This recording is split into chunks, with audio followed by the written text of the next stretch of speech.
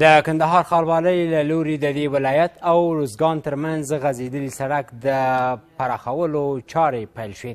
دا سړک چې د 80 میلیونه افغانیو په لګښت جوړیږي په روزګان سربیره د کندهار شمالي ولسوالۍ له ښار سره نښلوي.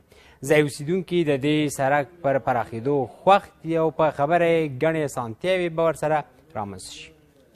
د کندهار ښاروالۍ له لوري په ښار کې د برېښنا کوټ په نوم د یو مهم سړک د پراخولو چارې پیل شوې. دا سړک د 80 میلیونه افغانیو په لګښت جوړیږي چې د روزګان ولایت او د کندهار شمالي ولسوالۍ له کندهار ښار سره نښلوي.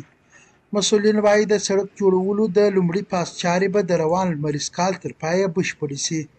دا سړک چې د روزګان ولایت ترڅنګ د کندهار شمالي ولسوالۍ له کندهار ښار سره وصل کوي تقریبا 7 کیلومتره اوږدوالی لري. د برېښنا کوټ تپله څخه شروع بیا تر کوتلې مورچې پورې دا سړک 7 کیلومتره کیږي.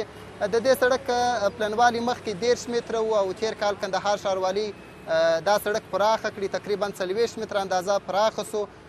د دې سړک په مسیر کې چې کوم کورونه او دکانونه و هغه تیر کال تخریب سوله او سږ کال یې دا دی د اساسي رغولو چارې پیل سولې. د برېښنا کوټ پله څخه شروع بیا تر زړې تیرې هډې پورې چې تقریبا 2.5 کیلومتره اندازه کیږي.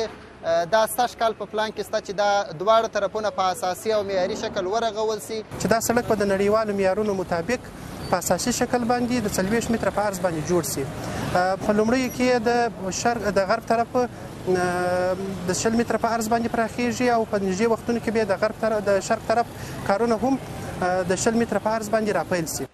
ورته مهال د کندهار او روزګان اوسیدونکي وایي د سړک رغونه به نه یوازې د دوی ترانسپورټي ستونزې حل کړي بلکې د سوداګرۍ، کرنیزو محصولاتو او ورځنیو توکو د چټک او خوندي لیږد لپاره به هم اسانتیاوې برابرې کړي. موږ چې په دلته راتلو دغه منطقه به ډېره تنګه وه او ډېر رش به و، ډېر بیروبار به و. په کمه کې زموږ سره به مریضان نور به عجل عزت تلوار وو، نو رش به د رش د وجې څخه به موږ خپل هدف ته ځان ژر نشو رسولی.